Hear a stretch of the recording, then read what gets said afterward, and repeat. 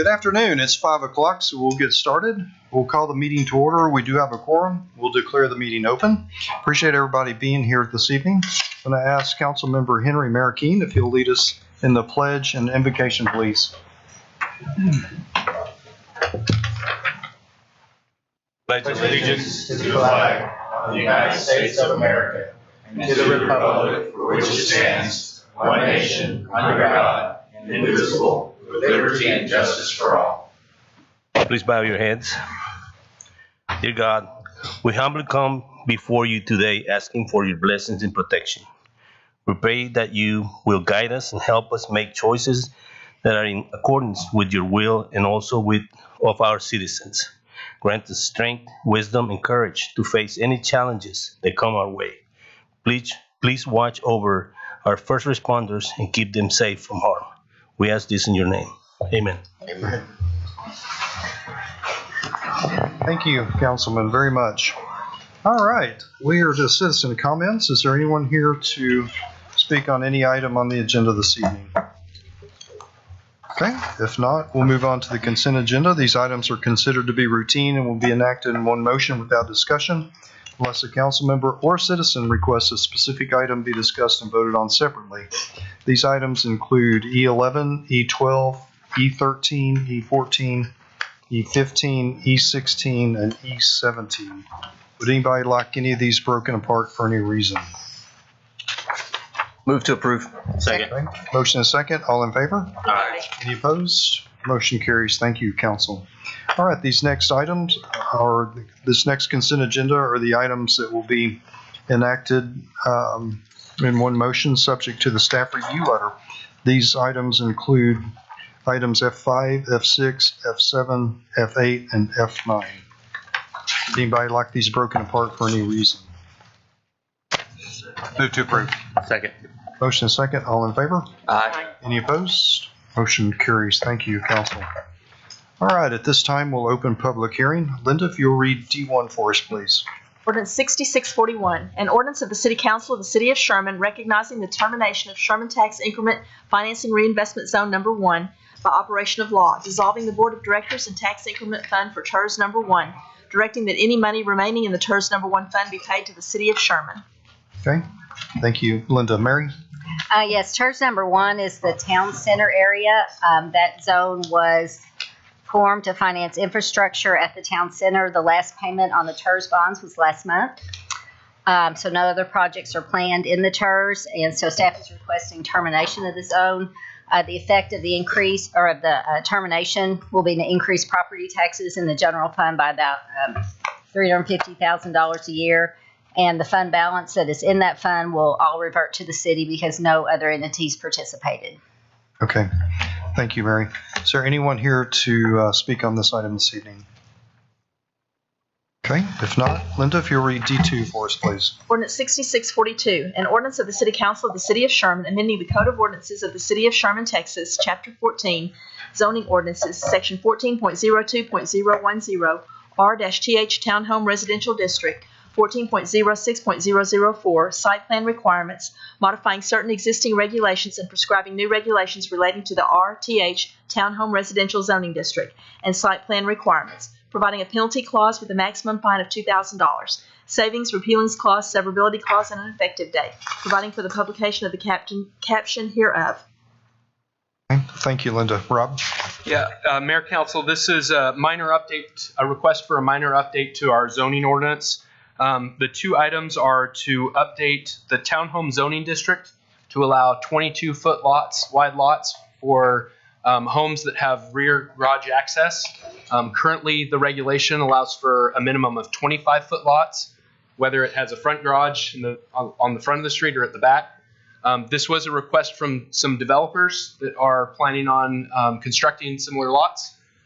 We currently have these regulations in the Bel Air Planned Development District. So it's something that we've seen. It's common practice for townhome developments to have a narrower lot if there is a garage in the back as opposed to the front. The other change, or the recommended change, would be to our site plan requirements. On September 1st, the state enacted a new House bill that eliminated the shot clock rules for site plan approval. So this change would remove references to 30-day action for site plan approval. Planning and zoning heard these items at the last meeting and approved them 6-0. Thank you, Rob. Is there anyone here to address this item this evening? Okay.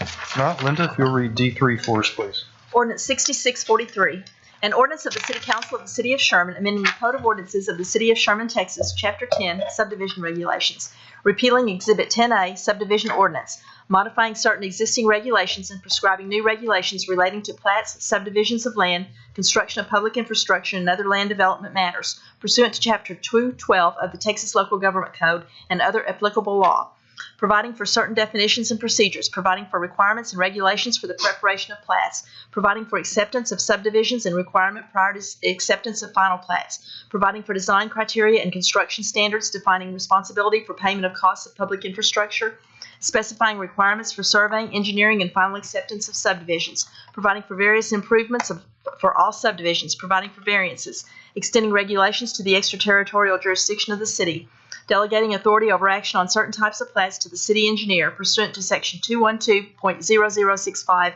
of the Texas Local Government Code, providing a penalty clause with a maximum fine of $2,000, savings, repealing clause, severability clause, and an effective date, providing for the publication of the caption hereof. Okay. Thank you, Linda. Rob? Yeah, although in your packet it seems like a major update because there's a lot of pages for this ordinance, this is really a minor update to the subdivision ordinance, chapter 10 in our Code of Ordinances. Again, state law, there was a lot of state law changes, one of which allowed some different rules and regulations for cities to enact regarding platting. So this recommended change to the subdivision ordinance would allow preliminary plats to be approved by city staff and no longer be required to be approved by Planning and Zoning Commission. It would also extend the deadline or the time frame that preliminary plats are active for 2 years.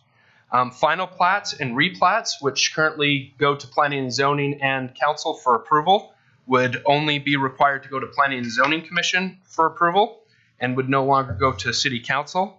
And references to civil review fees, testing fees, and inspection fees are removed from the subdivision ordinance and will be on the next agenda item regarding the Appendix C. And this would also repeal Exhibit 10A, but that's just all for formatting, getting everything cleaned up into Chapter 10, make it easier to read and understand for everybody looking at that chapter. Happy to answer any questions that you have. Thank you, Rob. Is there anyone here to speak about this item this evening? Not Linda, if you'll read D4 for us, please. Ordinance 6644, an ordinance of the City Council of the City of Sherman amending the Code of Ordinances of the City of Sherman, Texas, to modify certain fees, fines, and other charges set forth in Appendix C, comprehensive fee schedule including building permit and inspection fees, subdivision fees, and zoning fees, reauthorizing building permit fees in accordance with Section 214.908 of the Texas Local Government Code, amending Chapter 13, Utilities of the Code of Ordinances, Article 13.09, Utility Billing, Sections 13.08.003, 13.08.005, and 13.08.006 to revise rates for water and sewer services, revising deposit amounts to assure payment, providing for payment for lost, damaged, or stolen meters and meter reading equipment, providing a penalty clause with a maximum fine of $2,000, savings, repealing clause, severability clause, and an effective date, providing for the publication of the caption hereof. Okay. Thank you, Linda. Rob? Yeah, this is related to the previous item, and Mary also has some changes on this one as well. Looking to update our fee schedule for the City of Sherman, primarily related to engineering and subdivision fees and platting fees. We're recommending to increase those fees to cover additional staff time that's required for larger plats based on the size. Also, state law has changed as of September 1st that we can no longer ask for valuation of projects that require public infrastructure. And so as a result of that, this is a proposal to include the cost of civil review fees based on lot number of lots and also acreage of the proposed development. A few other items on it: third-party reviews, allowing for third-party reviewers to be compensated if internal staff can't do it. And we have removed references that no charges are required for Sherman Independent School District or churches for building permit or civil review fees. And anything, and then additional from Mary? Okay. The ordinance also includes the update to the water and sewer rates. This is the inverted block structure that you saw at the budget workshop, whereby the per 1,000 gallon rate increases with increased consumption. The average residential customer will see no change in the rates for their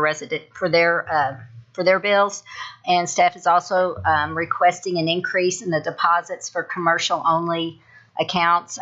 The deposits haven't been increased since 2012.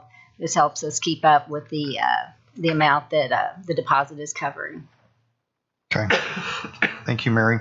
Is there anyone here to address this item this evening? Okay. Not Linda, if you'll read D5 for us, please. Ordinance 6645, an ordinance of the City Council of the City of Sherman amending Sherman's zoning ordinance, Code of Ordinances, Chapter 14, and granting a specific use permit to allow contractors or construction offices, equipment sales, service, rental, and repair with outdoor storage in the C2 General Commercial District, located at 2325 North Travis Street, consisting of 7.849 acres in the J.B. McInerney Survey, abstract number 763, City of Sherman, Grayson County, Texas. Okay. Thank you, Linda. Rob? Yeah, this is an item for a specific use permit for ABC Supply Company. They are doing an expansion at their site. They have a previously approved SUP that needs to be updated, and this is the item for that. Planning and Zoning heard this item on August 22nd and approved it 6-0. Okay. Thank you, Rob. Is there anyone here to address this issue this evening? Okay. And if you'll read D6 and D7 together, please. Ordinance 6646, an ordinance of the City Council of the City of Sherman amending Sherman's zoning ordinance, Code of Ordinances, Chapter 14, to rezone a tract of land consisting of 9.416 acres in the James M. Hambright Survey, abstract number 538, City of Sherman, Grayson County, Texas, located at 18873 West Highway 82, heretofore zoned RA Residential Agricultural District, rezoning and placing the tract in the C2 General Commercial District, 75 and 82 Overlay District zoning classification. Ordinance 6647, an ordinance of the City Council of the City of Sherman amending Sherman's zoning ordinance, Code of Ordinances, Chapter 14, and granting a specific use permit to allow contractors or construction offices, equipment sales, service, rental, and repair with outdoor storage in the C2 General Commercial District, 75 and 82 Overlay District, located at 18873 West Highway 82, consisting of 9.416 acres in the James M. Hambright Survey, abstract number 538, City of Sherman, Grayson County, Texas. Okay.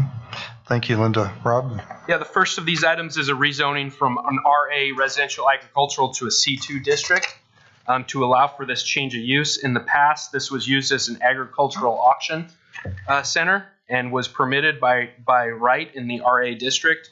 The prospective buyer would like to have a equipment rental location known as Equipment Share at this property. That is also required to have an SUP in a C2 district, and that's what the second item is regarding. Planning and Zoning heard both of these items at the August 22nd meeting and voted to approve 6-0. Okay. Thank you, Rob. Is there anyone here to address this item this evening? Yes. Okay. In support, you answer questions? Okay. Thank you, sir. Same? Okay. Anyone else? All right. Thank you. All right, Linda, if you'll read D8 for us, please. Ordinance 6648, an ordinance of the City Council of the City of Sherman amending Sherman's zoning ordinance, Code of Ordinances, Chapter 14, and granting a specific use permit to allow hookah, bar, smoking lounge, smoke shop, or vape shop in the C2 General Commercial District located at 2201 Texoma Parkway, consisting of 0.382 acres in the Smith-McLaughlin Survey, abstract number 808, being Lot 6, Block 9, Highland Park Edition, City of Sherman, Grayson County, Texas. Okay. Thank you, Linda. Rob? Yeah, this item is for a smoke shop, an SUP for a smoke shop in a C2 district at 2201 Texoma Parkway. We received an opposition letter regarding this request. We also had an opposition comment in the Planning and Zoning meeting on August 22nd. There were two action items that occurred at that meeting. There was a first motion that was made that had a 3-3 vote, so it didn't pass. A second motion was made to approve the SUP for the vape shop, with it being tied to the applicant and for a time period of 1 year. That motion was approved unanimously, 6-0, by the Planning and Zoning Commission on August 22nd. Happy to answer any questions regarding this item. What was the vote on that one? It was 6-0 On the second one. on the second motion. Second vote. Yep. Okay. Thank you. Rob, is there anyone here to address this item this evening?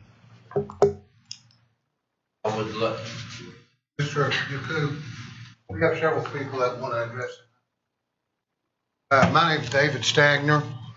Mr. Mayor, first of all, let me just mention a procedural matter that is of some concern. Last Thursday, two things. Last Thursday, I sent a letter to an email to Mr. Ray asking if he had an impression or a feeling or whatever about a general ordinance that would restrict these tobacco and vape shops. I haven't heard from him, and I guess if he has an opinion, he can tell you today. The other thing is we prepared a PowerPoint presentation, and Mr. Ryan, without citing any authority or whatever, tells me we can't do that. And we prepared a number of copies of our PowerPoint presentation, and we will certainly use that, but I understand it's been loaded. We talked to someone at the city and they said, have your PowerPoint presentation to us emailed by noon, and we did that. It would be beneficial, I think, to the council and to the people that are here to oppose it or whatever, because it shows the sort. Otherwise, people aren't going to be able to see it. But I'm going to certainly follow. Yes, your please direction, pass it out, Mr. Steiner, if you don't mind, to the council. May I pass these Yes, out? please. You may want to start on that end if you don't have but 8 copies. I've got 8 copies. Well, that's your council. Yeah, starting right You have here. 12 copies? Yeah, that's city staff. Okay, tell me when to stop. Right. Start right here. Thank you. Appreciate that. Yes, sir. Thank you, Mr. Steiner. Thank you, sir.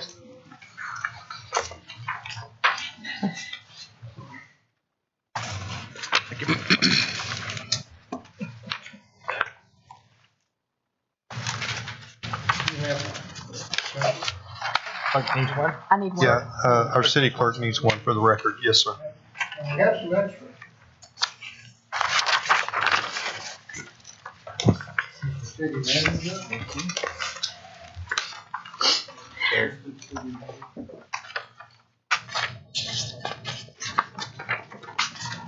That's enough copies. Let me make sure I kept one.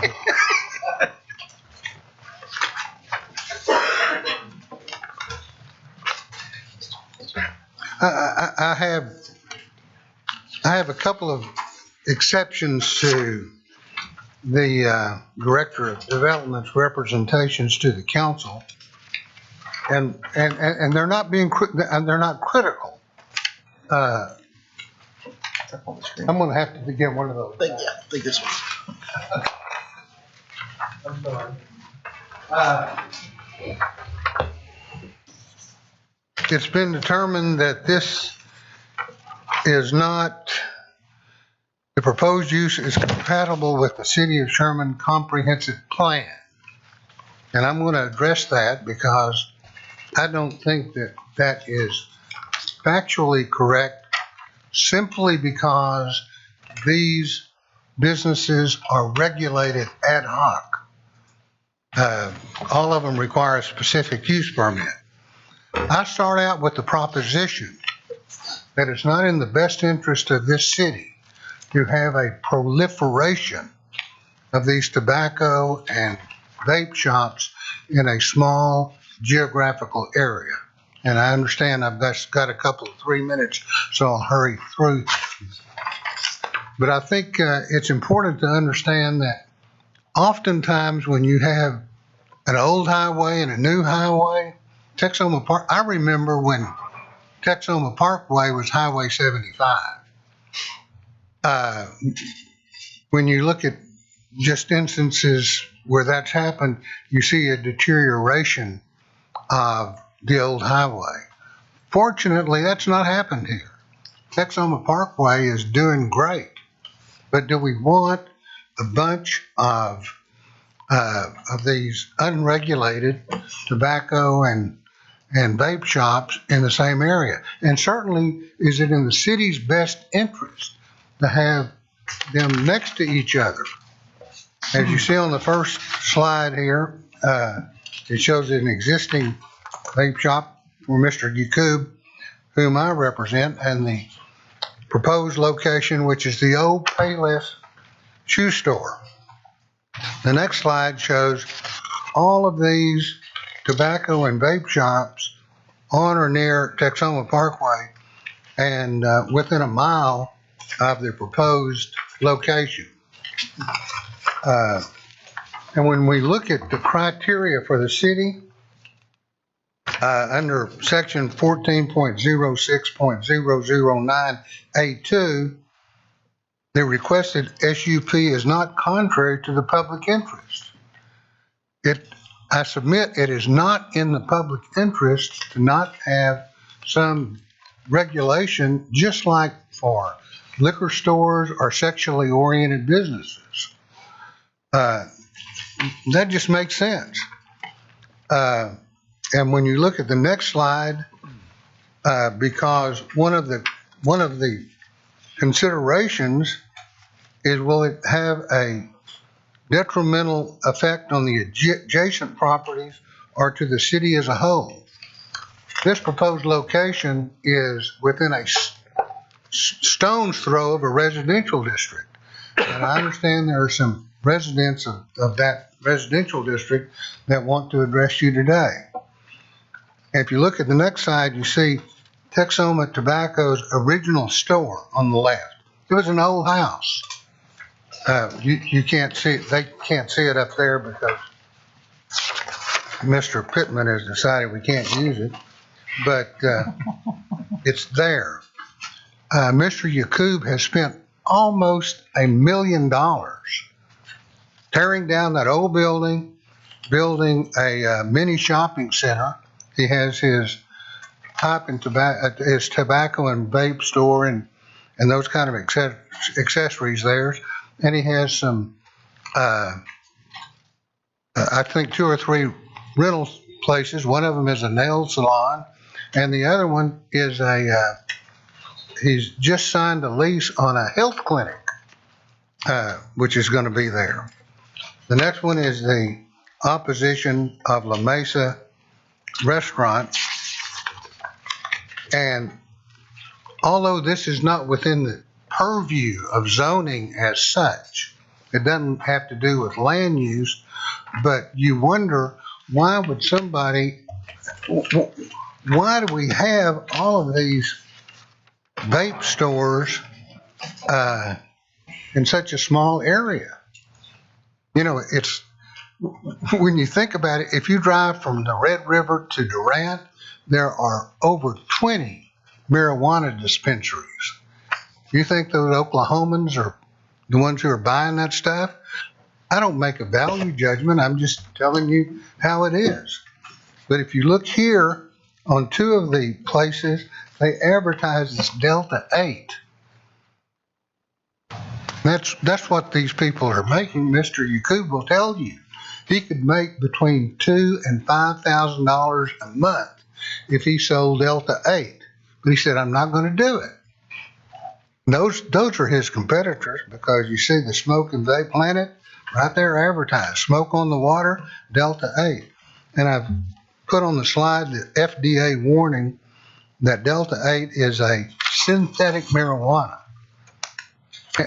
And this is interesting because the government's tried to regulate it. And once they pass an ordinance, a law that is addressed to that particular chemical composition, they'll change a molecule or an atom.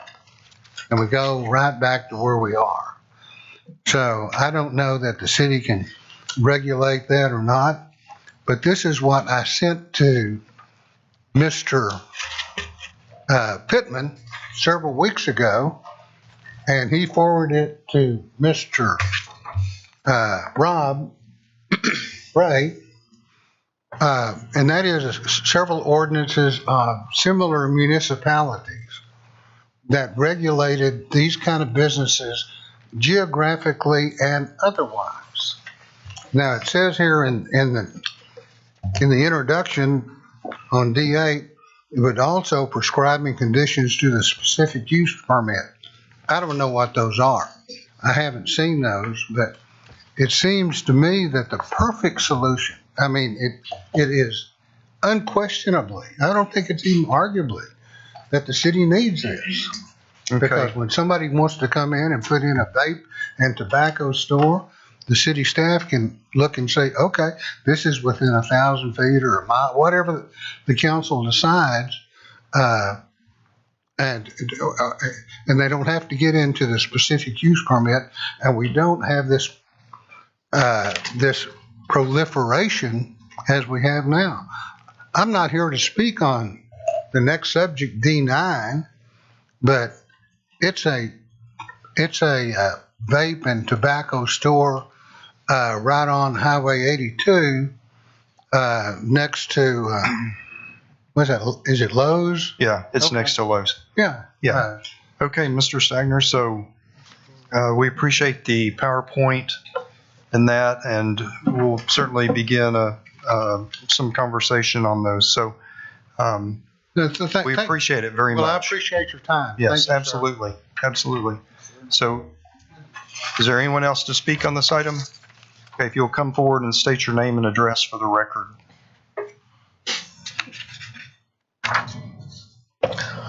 Hello, everyone. My name is Nasser Yaqub. I'm the owner of Texuma Tobacco and Texuma Center and Texuma Parkway, as Mr. David Stagner stated. We have started in a small business years and years ago in 2009. We have expanded over the years and everything went well. We have changed our property to a new small shopping center and everything went well with it. Our customers are really very satisfied. We never have any complaints from the city. We always follow the rules and regulations respectfully. Everything is going well. We have heard a new idea. Somebody's trying to put a new vape shop, which is all the items that trying to sell, we sell in the store. And if y'all look, that yellow building, which used to be Payless, and those cars sit in my property. So barely there is about 5 feet away from my property line to that. So in my opinion, I think the areas already have about 10 or 11 places sells tobacco in 1 mile or 1.5 on the entrance of 82 until, the entrance of Texuma Parkway from 75 until 82.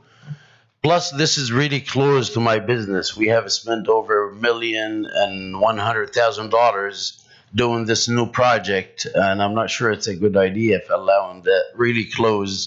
The customers parking in my property and they're getting what they want, and that's my idea. I'm totally disagree with this project. Thank you. Thank you guys for listening to me. I really appreciate you guys. Thank you. Anyone else? Yes, you in the back. If you'll state your name and address for the record, please. Hi, my name is Oliver, and I'm the manager of I'm in support of it actually. So yes, we're here to, actually I was listening to all the points and everything, and I was trying to make it in my mind what to say.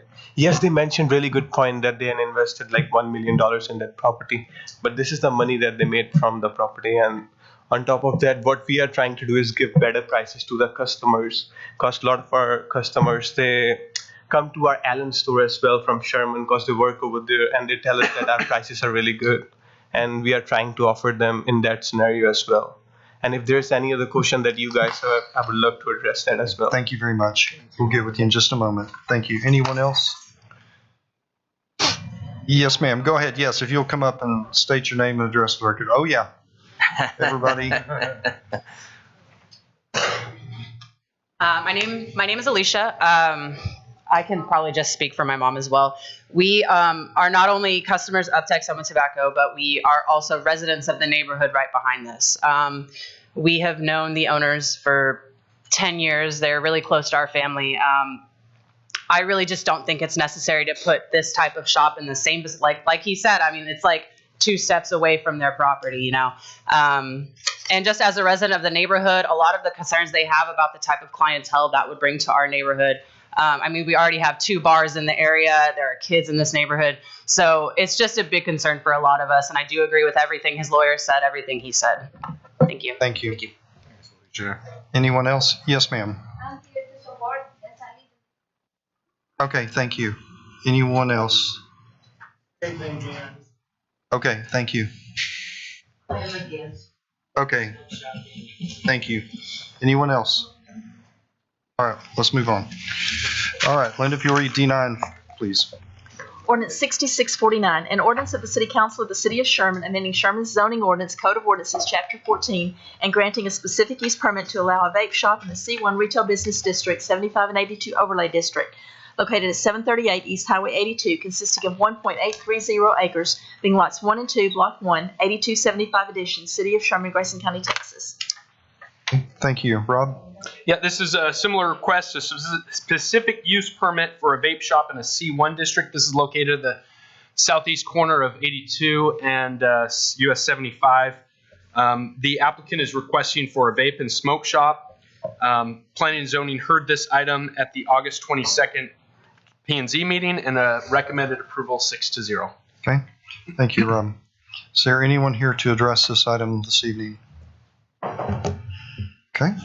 Not Linda, if you'll read D10 for us, please. Ordinance 6650, an ordinance of the City Council of the City of Sherman amending Sherman's zoning ordinance, Code of Ordinances, Chapter 14, and granting a specific use permit to allow a hotel in the C1 Retail Business District, located at 2708 North Cornerstone Drive, consisting of 2.251 acres, being in the J.B. McInerney Survey, abstract number 763, being Lot 6R, Block 2, replat of Cornerstone Edition, City of Sherman, Grayson County, Texas.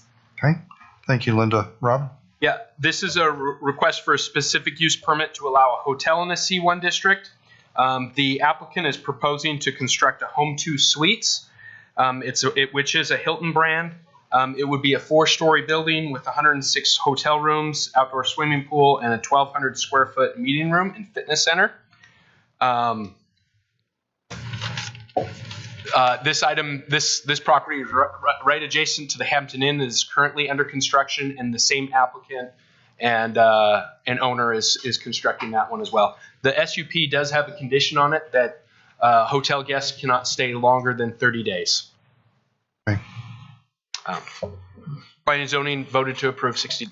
6-0. Okay. Thank you, Rob. Is there anyone here to address this issue this evening? Yes, sir. Yes. You have questions? No, if you have any questions. Oh, if you have any questions. Oh, okay. Thank you. We'll get with you in just a moment. Anyone else? All right. Linda, if you'll read D11, 12, and 13 together, please.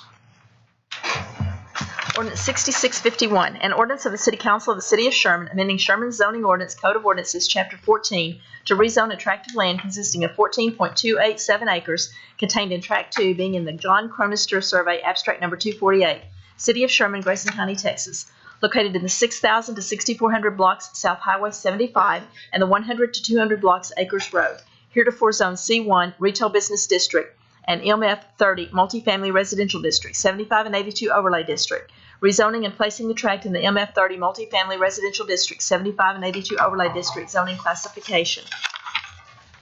Ordinance 6652, an ordinance of the City Council of the City of Sherman amending Sherman's zoning ordinance, Code of Ordinances, Chapter 14, to rezone a tract of land consisting of 18.903 acres contained in Tract 4, being in the John Cronister Survey, abstract number 248, City of Sherman, Grayson County, Texas, located in the 6,000 to 6,400 block South Highway 75 and the 100 to 200 blocks Acres Road, heretofore zoned R6 Single Family Residential District and MF 30 Multifamily Residential District, 75 and 82 Overlay District, rezoning and placing the tract in the MF 15 Multifamily Residential District, 75 and 82 Overlay District zoning classification.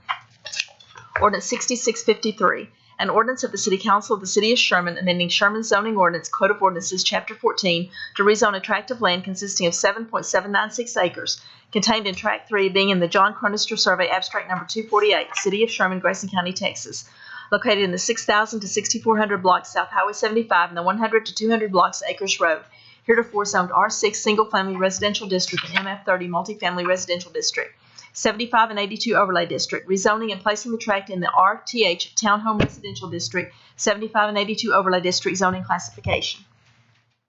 Okay, thank you, Linda. Rob? Mayor, Council, this is an item, a development, Jamestown Square, that's been in the works for about 2 or so years.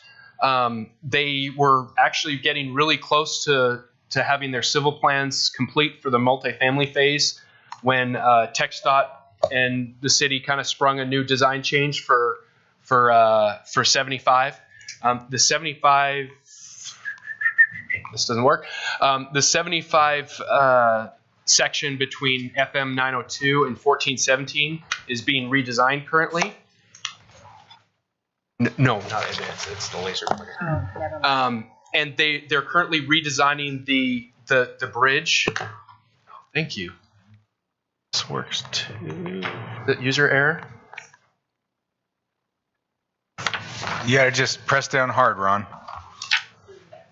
It's just user error. Rob. Sorry. Yeah, I can see it now. There you go. Can you see it? There's too many of them out there. There, I saw it. There you go. Okay. All right, we solved it. All right. This is a new bridge that's being designed by TxDOT currently. Because of that bridge, it's forced the developer to redesign their site. That's the reason why they're here with you tonight to adjust some of their boundaries. Tract 1 is not changing. They had it zoned C1 before, and that's not changing. Tract 2 was previously zoned MF30. They want to keep that there, but some boundary changes. Tract 3 was zoned MF30 before, but they had intended to do townhomes. They want to rezone that to townhomes. Because at the time they did this before, we didn't have a townhome district in our zoning ordinance. And Tract 4 was currently zoned as R6, single family residential. They would like to rezone that to MF15 to allow for build to rent, single family for rent. Planning and zoning heard these 3 zoning requests at the last meeting and voted to approve 6-0. Okay. Thank you, Rob. Is there anyone here to address this item this evening? Answer questions? Okay, very good. Anyone else? All right. Linda, if you'll read D14 for us, please. Ordinance 6654, an ordinance of the City Council of the City of Sherman amending Sherman's zoning ordinance, Code of Ordinances, Chapter 14, to rezone a tract of land consisting of 0.341 acres, being in the Samuel Blagg Survey, Abstract Number 56, City of Sherman, Grayson County, Texas, located at 416 South Elm Street, heretofore zoned MF30 Multifamily Residential District, rezoning and placing the tract in the R5 Single Family Residential District zoning classification. Thank you, Linda. Rob? This is an item to rezone from MF30 to R5 to build a single-family home on this lot. The applicant requested duplex zoning previously, and it was denied. So they've come back with an R5 zoning to build that single lot. Planning and zoning heard the item and approved it. Recommended approval 6-0. Okay, very good. Thank you, Rob. Is there anyone here to address this item this evening? Okay. Linda, if you'll read D15 for us, please. Ordinance 6655, an ordinance of the City Council of the City of Sherman amending Sherman's zoning ordinance, Code of Ordinances, Chapter 14, to rezone a tract of land consisting of 0.069 acres, being in the George B. Pilot Survey, Abstract Number 963, being a replat of lots 2, 3, and 4 in Block 1 of West Elliott's Addition, City of Sherman, Grayson County, Texas, located at 607 East King Street, heretofore zoned an R6 single-family residential district, rezoning and placing the tract in the R4 single-family residential district classification. Okay. Rob? This is a similar request, a rezone from an R6 to an R4 because it's a smaller lot. Planning and Zoning heard this item, recommended approval. Board of Adjustments also heard an item related to this, which is a variance to allow a 75-foot lot depth instead of the required 90 feet, and a 3,000 square foot lot size instead of the required 4,000 square feet. This was all approved the last meeting, 6-0. 6-0, okay, thank you. Is there anyone here to address this item this evening? Okay. Linda, if you read D16 for us, please. Ordinance 6656, an ordinance of the City Council of the City of Sherman amending Sherman zoning ordinance Code of Ordinances, Chapter 14, to rezone a tract of land consisting of 0.944 acres, being in the Samuel Blagg Survey, abstract number 56, being part of Block B of Staples Addition, City of Sherman, Grayson County, Texas, located at 1604 South Travis Street, heretofore zoned in C1 Retail Business District and R6 Single Family Residential District, rezoning and placing the tract in the RTH Townhome Residential District classification. Thank you, Linda. Rob? This is a request from the applicant to rezone 1604 South Travis Street from a C1 district and an R6 district to a townhome district. This applicant also requested 22-foot wide lots on the previous ordinance for the zone change or zoning ordinance change. Planning and Zoning heard this item on August 22nd and recommended approval at a vote of 4-2. There was opposition from the public on this item. Okay. Is there anyone here to address this item this evening?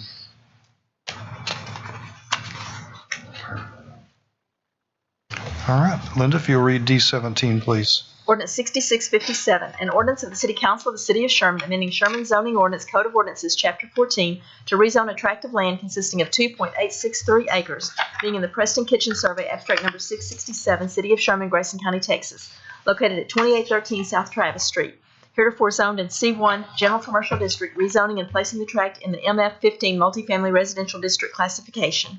Okay. Thank you, Linda. Rob? This is a request from a rezone from a C2 district to an MF15. Property owner is currently operating this former hotel as an apartment complex. There's even a sign that says apartments for rent on the front, which is in contradiction to their issued CO.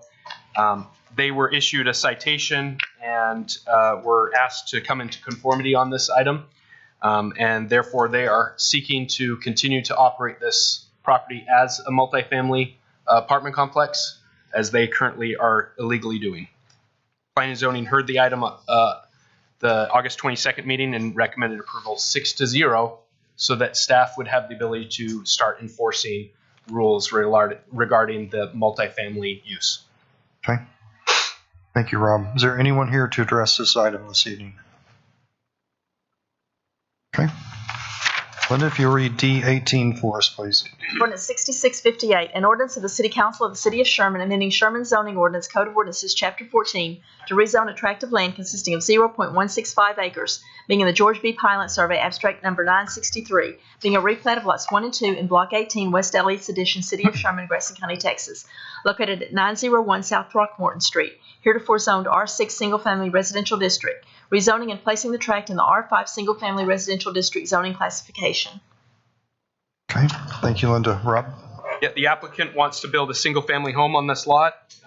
It's smaller than 60 feet. They are requesting a rezone to R5. Planning and Zoning recommended approval 6-0. Thank you, Rob. Is there anyone here to address this item this evening? All right. If not, we will close public hearing and consider the adoption of the ordinances. Council, questions, discussion, comments on all these?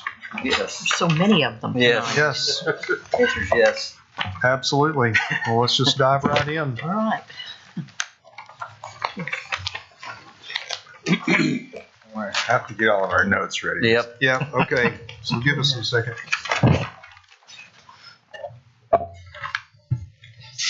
Should we take them from the top? Yeah. Take it from the top as you will. Yep. It's 66.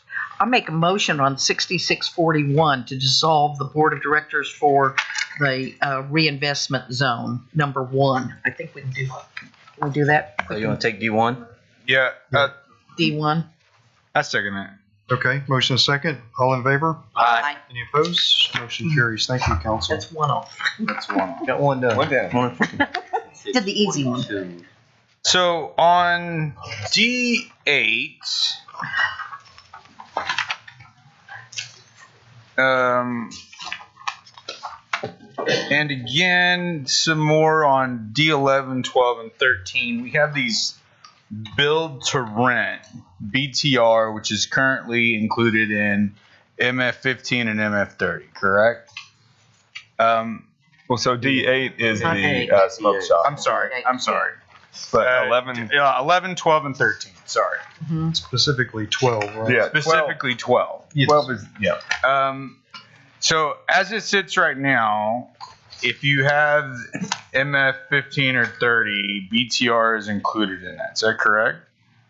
That's Yes. correct. What, what is then the definition between? I mean, BTR is obviously not typically what you think of when you think of multifamily 13 and 15. Are they differentiated in any way under the current zoning ordinances? The way that we administer multifamily zoning districts is there's more than one unit on any given lot. So if there's a 2-acre subdivision or it's 2-acre lot, which is the minimum for MF15, they would be able to have as many units as 15 units per acre. So they could have up to 30 different units on those 2 acres. But BTR in and of itself is a single family freestanding structure like a house that appears to be as a house. Do they have driveways and garages like our houses? Yeah, that's the way the development community has been constructing those build-to-rent communities. Okay. Would they be required to have a garage on a BTR since it's zoned multifamily? They would have to follow the multifamily parking regulations, which depends on the number of bedrooms per unit. But that's the way that we've been administering those is based on the multifamily guidance, not the single family But guidance. multifamily doesn't require garage spaces. Single family would. Yeah. Yeah. Okay. Going back though to our ordinances and our zoning, if you're building a single family R4, R5, R6, you're required to have a garage, correct? That's correct. But if you just throw 15 of them on one single lot, then you're not required to have a garage because now it's technically BTR. Is that correct? Yeah, it would be technically multifamily. So because it's being zoned multifamily, I mean, we did the garage requirements for a reason. That's correct. It seems like an in run around that particular ordinance. And not only that to speak of, but once it's all included in one separate parcel, we're not asking for separate lots for every single one of these.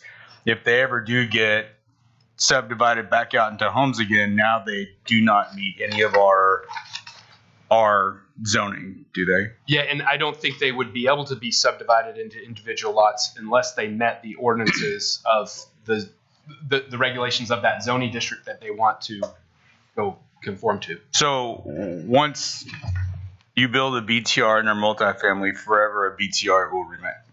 And yeah, unless our zoning district regulations change to have, the single family regulations changed in the future. Yeah. I'll throw in some stuff on the engineering side. If it was a single family, the roads would have to be wider, curb and gutter. The water and sewer throughout the development would be public. Whereas I'm guessing what they're proposing is that all those things that we would normally require on a residential subdivision are going to be private. So there would be no way for the city shouldn't accept all of those private utilities to be dedicated as public whenever those, in your scenario where they would be subdivided out. Yeah. Does that make sense? Yes. Right now, if you have an apartment complex, the fire lanes are all private. The water and sewer within the site are all private. There's 1 meter at the property line that serves Right. the whole development. It would be difficult for them to do. Yeah. I guess I'm not talking about any BTR development addition. I'm sure you guys are going to build something fantastic. But when you get into secondary and tertiary ownership, if things change, it would be very difficult to ever unring that bell if it were in the BTR because of the change.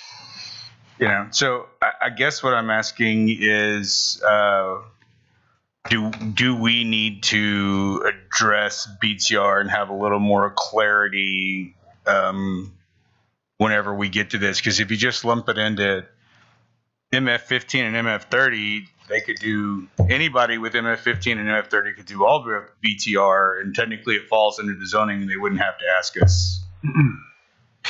Yeah, and one solution that we've discussed internally is requiring build to rent to come to you all for a specific use permit to tie them down to that site plan that they would like to build and construct.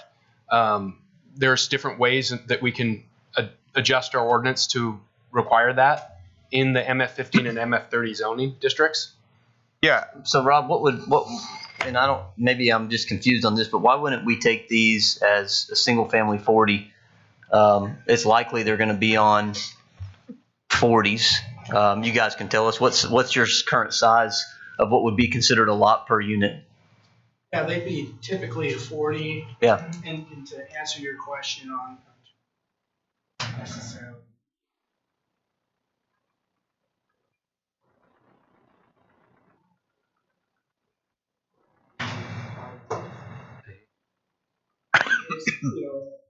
Big, large, and hard in today's market of interest rates, people are not. In general, we're wanting to create multifamily.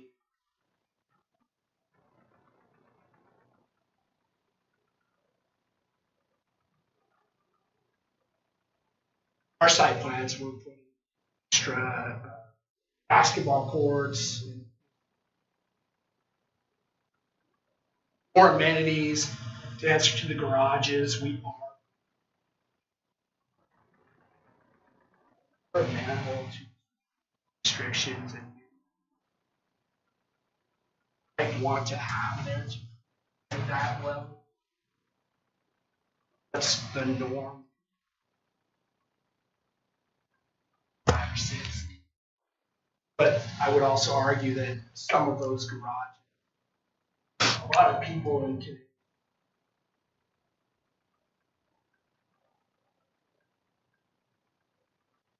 stuff living in these types of.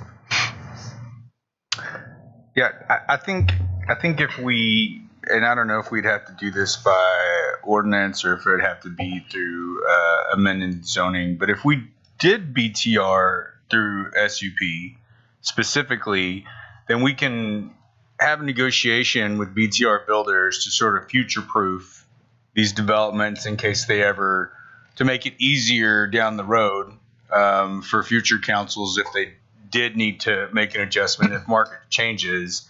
I just think it would be a good hedge against the future. BTR is a pretty new product that's on the market, especially done single lot BTR, rather than just lump it in ad hoc with MF15 and MF30. I guess it's my ask. I agree with that. I'm not real comfortable with the BTR concept. I think it's new. I think we need to analyze it a little bit more. So how could we adjust this particular D12 or 6652 for that? Rob, how long would it take to bring something back to council to make these changes? We could have it to council in November. We would have to take anything through zoning ordinance change through P&Z first as required. So we can have it on the October P&Z meeting to then come to you all in November. Let me ask you this. If we wanted to table this particular item past 11 and 13 and then just come back with the staff review, subject to certain conditions that council makes at our next meeting potentially, could that prevent these guys from having to go back through the whole process if we condition their their zoning? I don't want to kick these guys back to the beginning. Having this conversation, it seems unfair. How can we have our cake and eat it too? Right? Yeah. So unfortunately, the zoning procedures under state law don't allow you to approve. If the concept is you're going to amend the zoning ordinance to now require SUPs for build to rent products, the zoning procedures imposed by state law would require them to go back through the process because that's not what they're asking for. What they're asking for is a straight zone to MF15, which is different than an SUP for BTR. Just unfortunately, state law does not allow you to keep this case open and allow them to get that SUP approved if that's ultimately what you decide to do in terms of changing the ordinance. They just have to go back to the But they could get D11 and 13 approved. Yes, I believe D11 and D13 don't relate to their request for a build-to-rent product or a rezoning to MF15. And if we left this, if we passed it MF15 next meeting, can we just do a master development agreement with them for their 15 acres? No. Unfortunately, no, that would be contract zoning. I forget I said that. If would you guys be able to move forward if you got an approval on D11 and D13 tonight? I think, I think it's pretty clear that we're here for the vision of Sherman. Changes that we've done.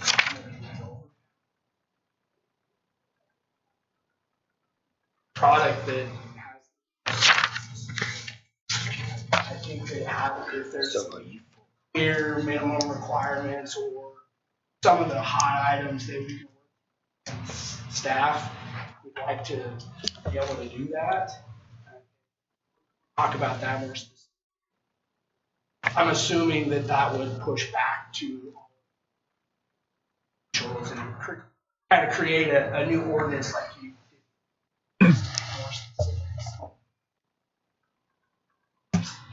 Yeah, it would be another zoning text amendment that we would come back to council with that would essentially require them to apply for an SUP. Yeah, but if you can move ahead with D11 and D13, then we're all very comfortable with moving that forward. Right. I just want to make sure that works for you guys. If you have to sit on D12 till November. I think that's more than reasonable. I think using the text amendment to speed up the process, the ordinance is drafted. We went through the same process for the townhomes, our last process. That's on your actual, I think. Yep. And so it gives us that 2-month period. We certainly want progress and want a product that everyone accepts.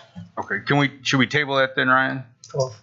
It'll be just 12, right? Yeah, or would we just certainly deny can table it, but if the intent is to have them come back through the process with a request for an SUP, if that's ultimately what you decide to change the ordinance to, I don't know that tabling helps them. I think just either denial or a no action on that item. Probably a denial would be my preference, just to clear up any confusion. And of course, you indicate that the door would be open to them coming back through the process. How much of that property was already zone 30 now? With the new lot line. Track 2 and 3 were zoned MF30. Yeah, I got you. On 12, on our agenda item 12, it said some of that 6, and it was 6 and just because there were some minor boundary changes. Yes, I got you. Yeah, no problem. Districts. But I mean, it's 30 or 15. I mean, it's the same. Well, I'm comfortable making a motion to approve 11 and 13. So let me also interject here. I think, does D2 need to be approved first? That really sets the RTH zoning? It doesn't, because if that D2 weren't to be approved, they just would have to build 25-foot lots, not 22. So that doesn't affect them at this point. It will in the future. Gotcha. And then also, guys, so it sounds like BTR is kind of the sticking point here. Just for conversation's sake, is it possible that you would consider substituting townhomes for BTR, or are you willing to wait through the next few weeks till we get this whole BTR issue kind of resolved, or till we come back? Does that make sense? Tabling it. Well, that's what we're discussing. Does it get tabled or denied? That one section. Yeah, just that one section. Track 4. Track 4. Track 3 would go. Yeah. So tracks 1 through 3, no issues. Track 4, if you were in a kind of hair on fire, you could consider, since there's no issues with townhomes, considering doing track 4 as townhomes, and then you get all of it, maybe. But I think we're comfortable with putting the track 4 off to the discussion. okay, We really want to move toward that end. Townhomes are pretty simple, and depending on where interest rates are, I'm not sure where that's going. So we're hedging our bets. Not to mention, next to the railroad tracks, we think that generally single-family homes. So, yeah. Gotcha. We can Okay. track 4 off for future discussion, that we can work together and figure out what some of those moving parts are. I can, we certainly have our vision of what those might be, and they may not have been communicated out. Yeah. Yeah. Extra amenities and phone pool and some of those extras are what we intend to be our site plan. Yeah. It's very likely what you guys. Yeah, that just needs to be baked into the SUP. Okay, well, I will second Teeman's motion for approving D11 and D13. Okay, we've got a motion and a second to approve D11 and D13. All in favor? Aye. Any opposed? Motion carries. Thank you. And I will also move to deny D12 and encourage the applicants to bring those back through whatever new process we have at the earliest convenience. Second. Okay, motion and a second. All in favor? Aye. Any opposed? Motion carries. Thank you.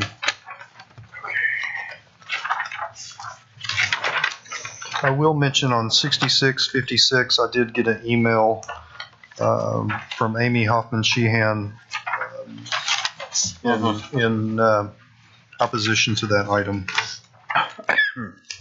I've got a couple questions on some of those when we get there. I have a question on, since you brought that up, I have a question regarding that, and it has to do with, has the developer figured out how to provide access, the rear access to the property, and how will that be accomplished? Yeah, and the majority of the lots, over half of the lots, do have rear alley access to where they're proposing.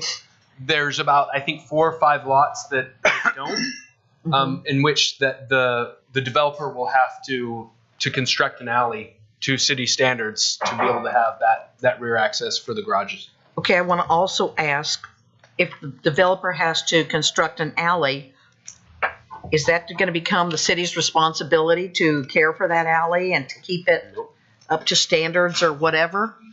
Or once it's built, the developer goes away, and now who takes care of the alley? The people. Do you want to address that, Clint? No. Come on, Clint. You love talking about alleys. I'll step out. We currently don't maintain any alleys in the city, so my recommendation to staff would be to call it a private access easement to be maintained by the individual property owners. So my questions are along the same lines, and the current alley that's there is not an alley you want to be driving on every day to park your vehicle in your garage, because we don't maintain it.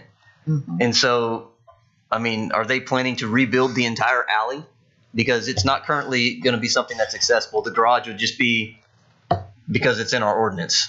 Well, is the representative for this project here tonight? Is Luis here?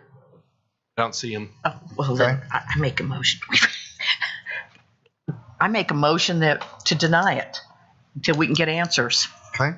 One thing is, if you notice, there's another property right in the next block. I don't know if they built it or not, but it did get a lot better. I don't know, it's right next to 903.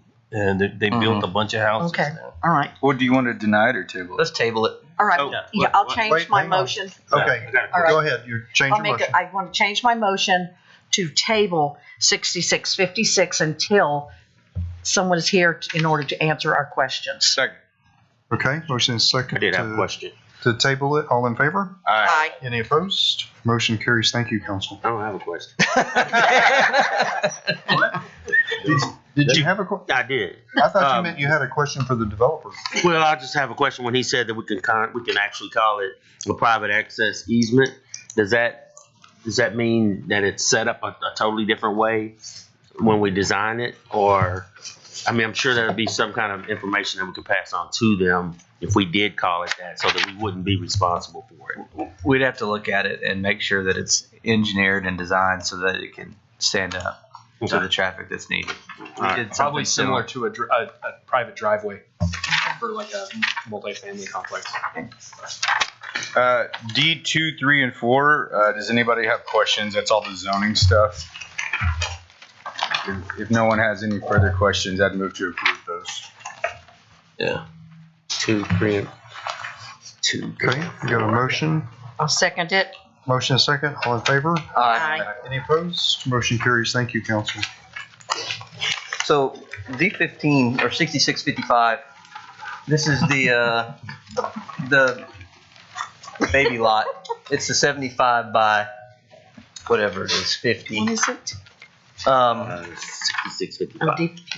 I'm really just kind of curious about that. I saw the proposed site plan for the, or the conceptual site plan for the home. And it appears to me that the garage is facing the wrong dimensions. It's side to side and not front to back. I'm assuming because there's just not enough room inside of that type of home to have a garage that's the current or the correct dimensions. Are you seeing what I'm looking at? I'm just pulling it up right now. It's 9 by 18, but it appears to be 18 wide by 9 deep, which is definitely something strange. Yeah, well, how would you get into it? Yeah, it's a motorcycle garage, maybe. I don't know. But I understand that lot gives you some constraints on size, and if you put a standard garage, it would likely take up the footprint of the house. I'm just kind of curious about that. There's two site plans.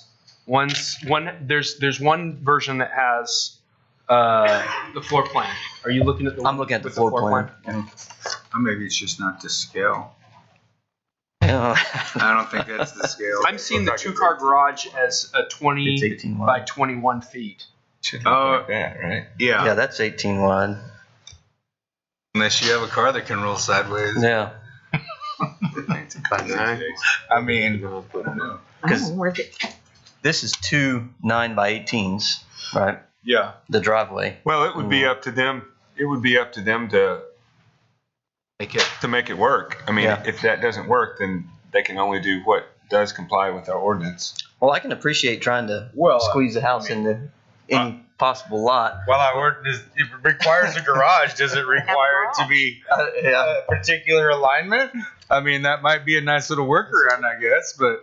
You have to be able to park in the garage, or do you just have a garage? Again, I'm looking at the floor plan. It says the two-car garage says it's 20 by 21 feet. Well, that's not what we have, or what I have here. Let me see if I can. Let me go back here. Get the conceptual site plan. That's all I've got. Survey, location map, zoning. Yeah, look at that. Is that what you want? Yeah, that's what I was on. Conceptual site plan. It's the one that shows the patio in the back and a 3-foot sidewalk in the front. You're gonna try. Yeah, that's fine. I mean, if you can. Well, I mean, it while doesn't matter. they're going to try to project it, so we can come back to that one. Yeah. Okay. Yes, Yeah, that's good. Let's come back. Perfect. Okay. Which one have we not done? Oh. Oh, do we have back here? Yep. Oh, All right, we got it. oh, that's definitely different than what we have. So. Yes. So this is the garage. It's 24 by or 20 by 21. This is what? Yeah. That's better. That's not what we have in our packet. So that's better. It's in there. It's just labeled conceptual site. That's what we're looking at. Yeah. Oh. That's what we just pulled out. My technology has failed me. I was on page 1. All right, page. Okay, want to make that motion? You got to keep reading. Make that motion? All right. Okay. Thank you for the clarification. The D15.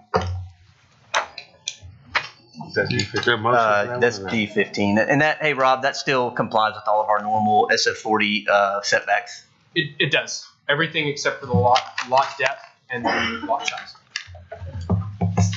I move to approve. Second. Motion second. All in favor? Aye. Any opposed? Thank you, council. Okay.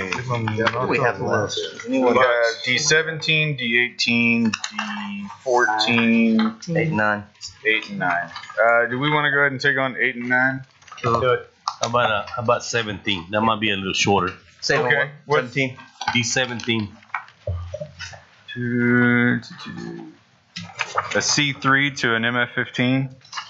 The only reason I'm asking that is because I know that there's a new development going east of that property, and then we have a park going on there. Oh, that's that one. And I don't know if anybody's seen that property, but it's an eyesore. Yeah. So the history of this, I don't know how many times this guy has come over here to apply. I know Robbie was saying something today about it. Yeah. Yeah, our staff has been working with, as Rob said, with this owner to come into compliance. This is an old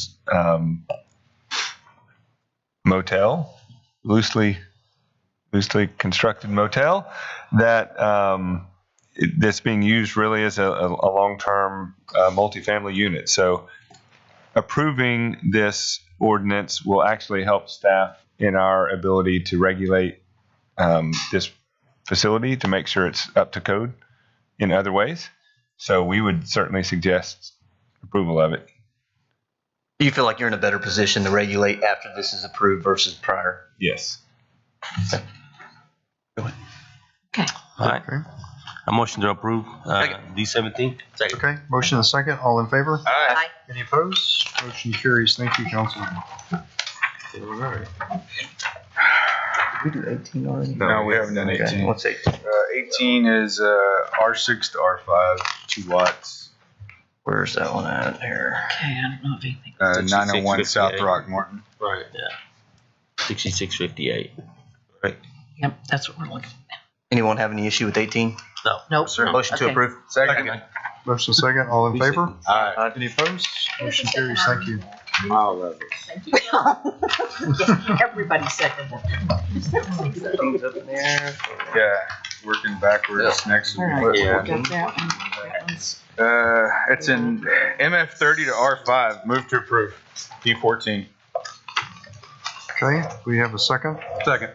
Motion and second. All in favor? Aye. Any opposed? Motion carries. Thank you, council.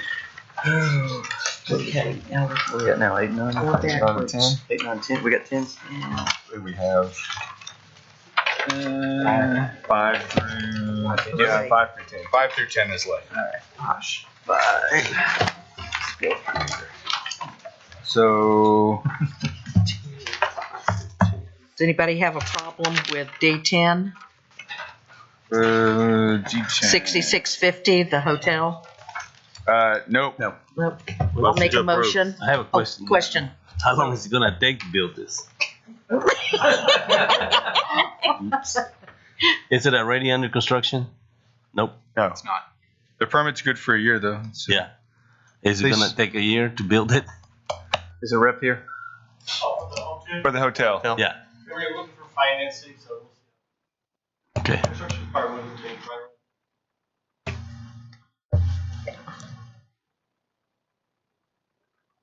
Design is done. I'm with ADR design.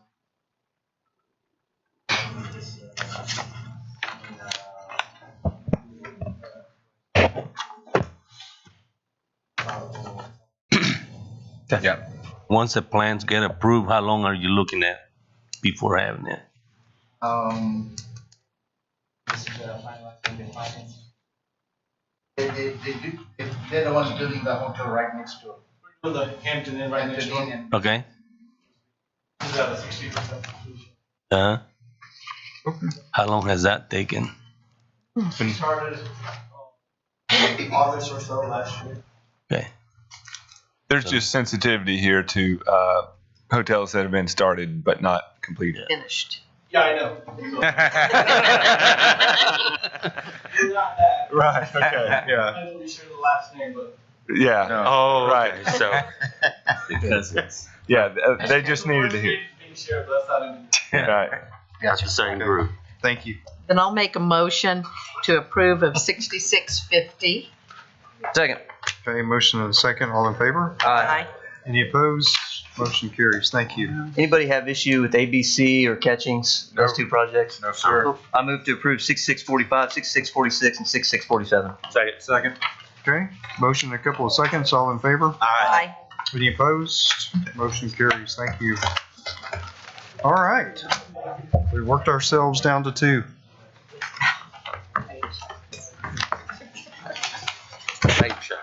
All right. All right, here we go.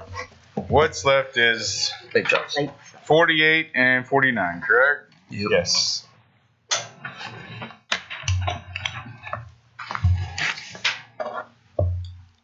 So, I guess my first question or concern is, yeah, there's a lot of vape shops, but we live in a capitalist society and you're allowed to make money doing something if it's legal. And if we had 99 Taco Bells in Sherman and some brave young entrepreneur thought the 100th Taco Bell was the one that was going to get it done for him, let's forget about the nature of what we're selling. Would the council have an impetus to stop that, being that we are a free market society and you're allowed to invest your money legally, maybe not wisely, any way that you want to? For that reason, I don't necessarily have a problem. There is an economic incentive actually to bunching like businesses close together. That's why you can see a Home Depot from a Lowe's, and you can see usually 5 fast food restaurants from each other. So that part of it isn't a huge concern to me. It just talking about them bunched together if it's legally allowed to be there. I guess my question is for council and probably for Ryan, like what is the city's, legal standing and vested interest to say there's too much of a type of legal business in a specific condensed area? Yeah, I can address that. It's ultimately up to y'all to decide whether you believe that this request for a specific use permit in this particular location is compatible with the neighborhood, the surrounding uses, but there's not anything in the zoning ordinance that that looks at, is there too many of the same type of business in a given location? That's the state of the ordinances today. Now, if you had an ordinance that said one vape shop couldn't be within 300 feet of another, then that'd be different, but that's not what your ordinance says today. Right. But it would be a land use decision like any of the others that you make, that if you decided that this was the right place for this request, then you'd be allowed to grant it as a law. And if you felt like it wasn't, you'd be allowed to deny it under the law. So we could, in fact, if the council so chose, we could deny this and say, please come back and have the appropriate zoning in place. Well, the request that's being made is for a specific use permit. Right, and that's what I mean. Much like we did the build-to-rent home. You're talking about like a separation requirement. Yes, yeah, that's right. For example. Yeah, exactly. If it was a majority of the council's decision or direction to staff to come back with a proposed ordinance for you to review that dealt with separation of vape shops or any other type of business, then we'd certainly do that and bring that forward to you. You'd be within your right to request that, and if the majority approved of it, you could approve it. I mean, The question is, do you want those businesses all surrounded by each other in one location, or do you want them everywhere spread out? And not that there's any problem with any type of business. It's just, that's kind of your question, Yeah, and also, with the new pad sites up at the old Sheridan Mall place and some of the other new businesses, I know there's a car dealership improving their facility, kind of on that northern end.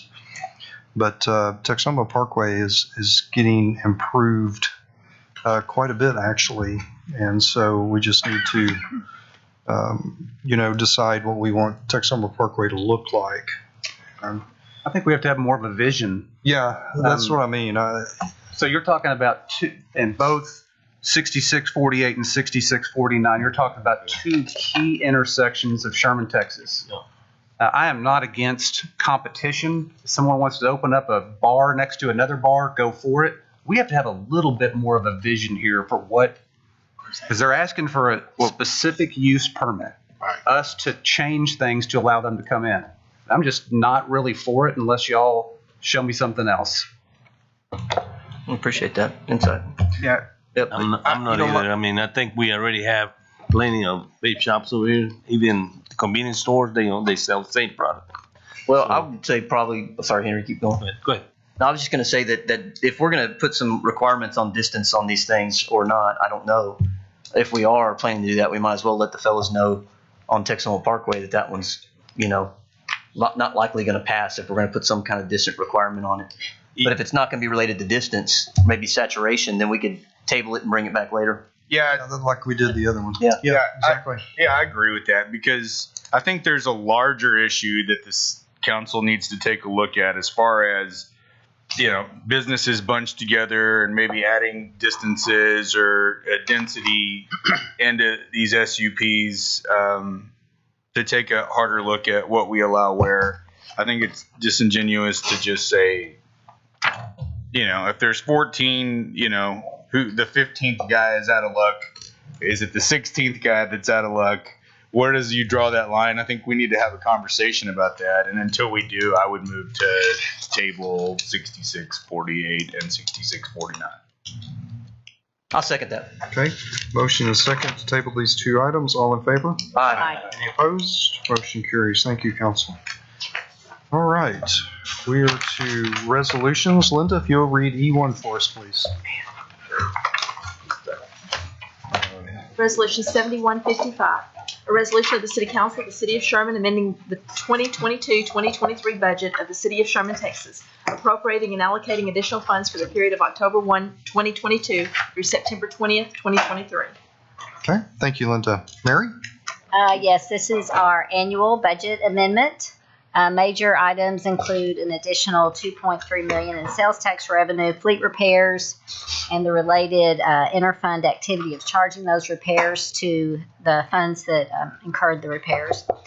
We also have some hail damage and the related insurance proceeds, well repairs in the utility fund, and a contribution to the health fund from other funds, along with the additional budget for claims. The total effect is to increase revenue by $4.4 million across all funds and expenditures by about $6.5 million. Okay. Thank you, Mary. Council, questions, discussion?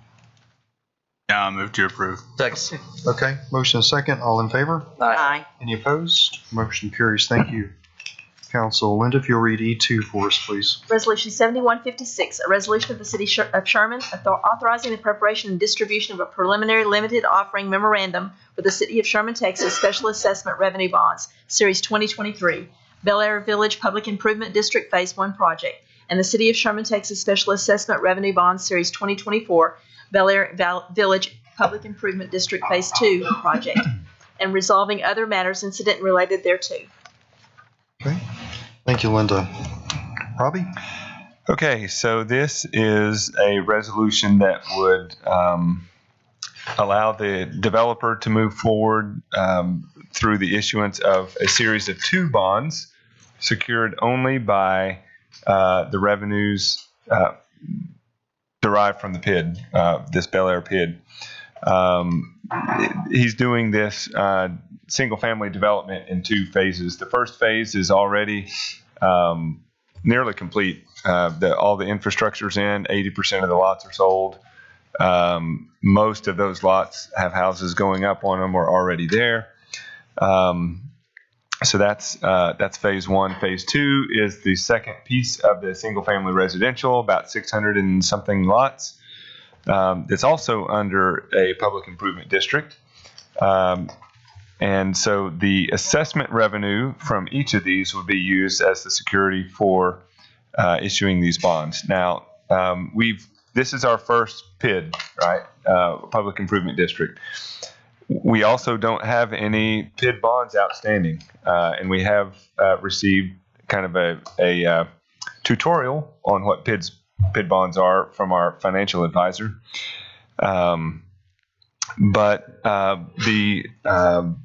These would be issued in the city's name, but would be secured only by the revenues. So it's explicitly stated in the bond offering documents that no other revenues of the city are going to be used to pay for these bonds. No property tax, no sales tax, no water and sewer revenue, etc.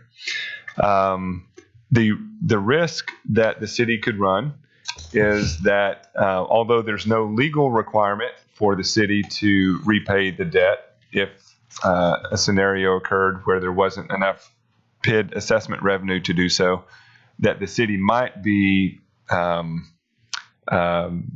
strongly encouraged to by our financial rating agency as kind of a moral obligation. They call it a moral obligation, not a legal obligation, but a moral obligation. So in that scenario, could we be asked to step in if somehow there wasn't enough revenue? The answer to that is possibly.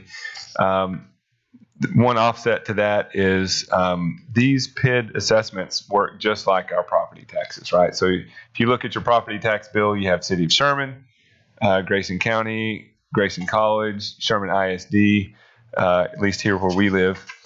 And if you don't pay your property taxes, your property can be foreclosed on.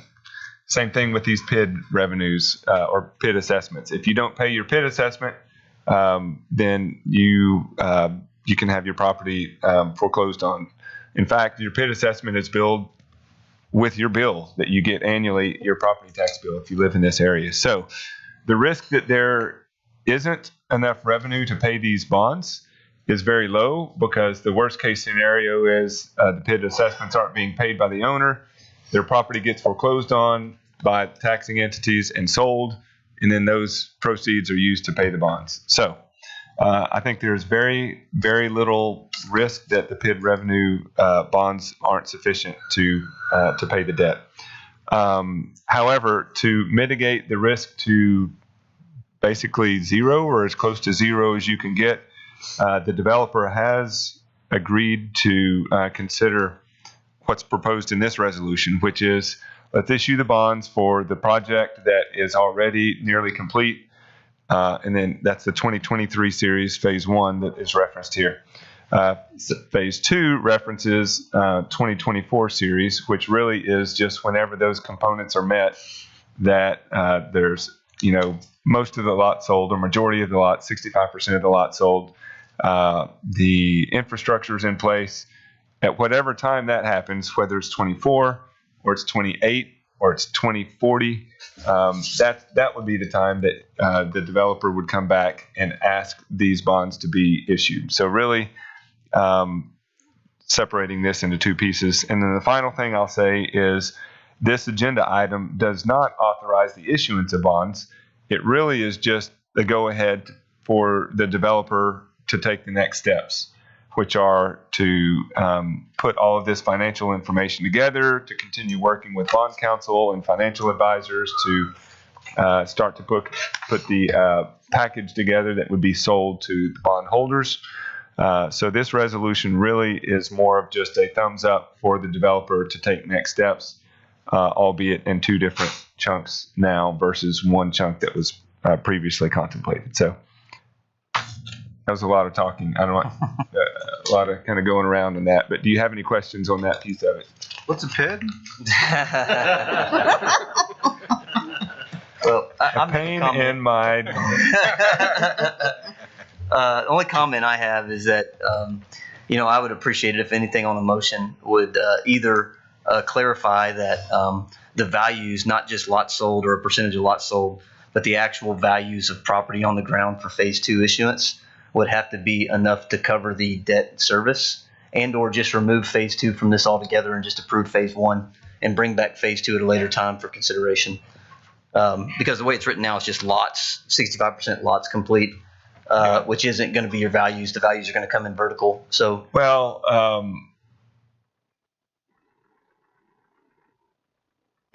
Yeah, possibly. I mean, but that's what the bonds won't be issued or can't be issued until those values are sufficient anyway. Yeah, that's fine. Well, they can be issued before, if, somebody's willing to pay the bill. But I'm just saying that I suggest that we make a motion that includes that we won't outreach our bond capacity. We'll only issue bonds on phase 2 when phase 2 can actually support the bonds. Gotcha. When revenues are sufficient to support the proposed second phase 2 bonds. Exactly. Okay. Why don't you go ahead and... You want me to make that motion? Yes, sir. Okay.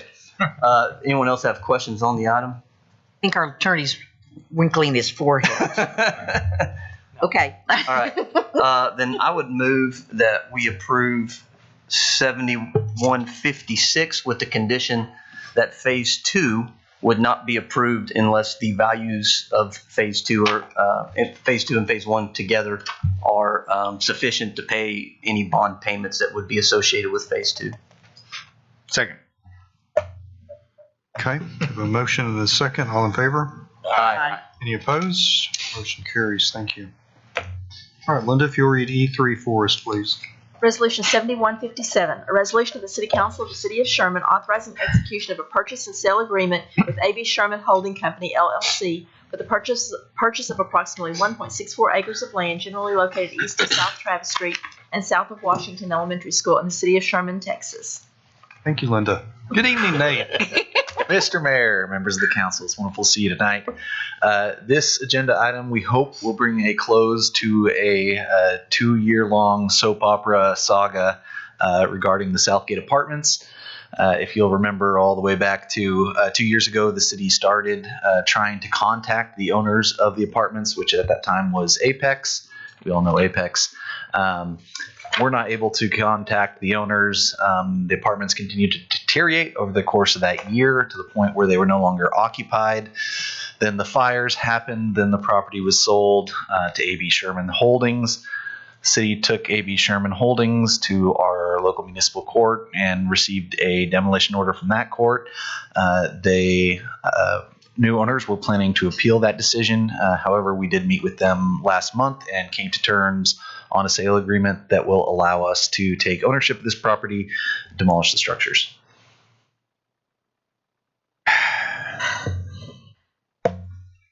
Does anybody really have questions on that? No. Then I'm going to make a motion that we approve 7157 so we can end the soap opera. Can I clarify one? Oh, I'm sorry. Just for the record, I'd like to just clarify and add that as part of this agenda item and the closing of this purchase and sale agreement, there would be a settlement of the claims against the owner and the property that is mutual among both parties, ultimately settling out that litigation that's ongoing today. Just want to make that same clear cost, for the record. 240 total cost, right? Yeah. Yep. Okay. Okay, we have. Are we good? Do I need to say that all right now again? Okay. What he said, yeah. Are we good? All right. So I have a motion and a second. All in favor? Aye. Any opposed? Motion carries. Thank you. Thank you, Nate. Yes, thank you, Nate, for your work on that. Don't worry, guys. Just 2 more pages. Oh, okay. 3 more pages. Yeah, just 3. All right, Linda, if you'll read E4 for us, please. He could. Oh no, they need to be read separately, don't they? Yeah, because I've got public comment. Resolution 7158, a resolution of the City Council of the City of Sherman determining a public necessity to acquire by eminent domain certain property interests for public use, including permanent water easement and temporary construction easement for the construction, expansion, access, repair, and maintenance of public water and other utility improvements, consisting of 2 tracts of land comprising of plus or minus 1.427 acres permanent water easement and a plus or minus 1.695 acres for a temporary construction easement owned by Ted Holdings Limited, recorded in volume 3369, page 31 of the deed records of the official public records of Grayson County, Texas. Within the James L. Atchison Survey, abstract number 21, extraterritorial jurisdiction of the City of Sherman, Grayson County, Texas, is deemed necessary by the city manager or his designee, giving notice of an official determination to acquire the permanent water easement and temporary construction easement for public use by eminent domain for such uses, authorizing the city manager of the City of Sherman, Texas, to establish procedures for acquiring the easements, offering to acquire the easements voluntarily from the landowner through the making of bona fide offers, appropriating funds, providing for appealing, savings, and severability clauses, and providing for an effective date. Okay, thank you, Linda. Clint? I'm going to hit all 4 of these on the description, and then we can read them separately. But all 4 of these are related to the 36-inch waterline project due to construction schedule constraints on needing to get out and clear the property very soon. We're asking for approval to start the eminent domain process. We are actively working with all 4 of these owners or their attorneys. It's just that the timeline is not lining up with our schedule, and so we're kind of running 2 parallel paths: the eminent domain path and then the general negotiation that me and our attorneys are working with. So the hope is that we don't actually have to go to Commissioner's Court to have these decided, but we need to continue those paths at the same time to make sure that the end result is that we can stay on schedule with the construction of the pipeline. Okay. Thank you, Clint. Is there anyone here to comment on this item? Okay.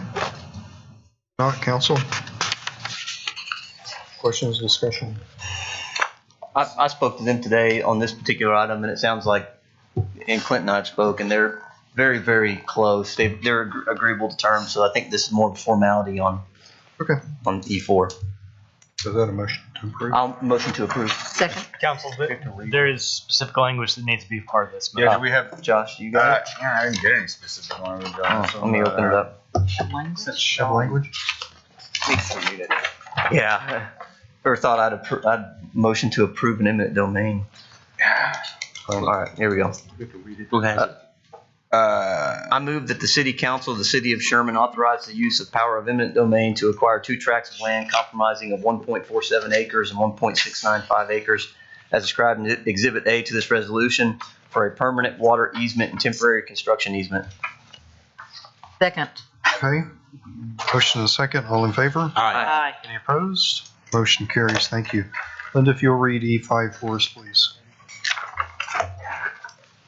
Resolution 7159, a resolution of the City Council of the City of Sherman determining a public necessity to acquire by eminent domain certain property interests for public use, including permanent water easement and temporary construction easement for the construction, expansion, access, repair, and maintenance of public water and other utility improvements consisting of 2 tracts of land comprising of plus or minus 0.8388 acres permanent water easement and a plus or minus 0.9256 acres for a temporary construction easement owned by Kelson Commercial Properties LLC, Series 4613 North, FM 1417, recorded under document number 201800026414 of the official public records of Grayson County, Texas, within the James L. Atchison Survey, abstract number 21, and the Benjamin J. Hudson Survey, abstract number 496, City of Sherman, ETJ, Grayson County, Texas, as deemed necessary by the city manager or his designee, giving notice of an official determination to acquire the permanent water easement and temporary construction easement for public use by eminent domain for such uses.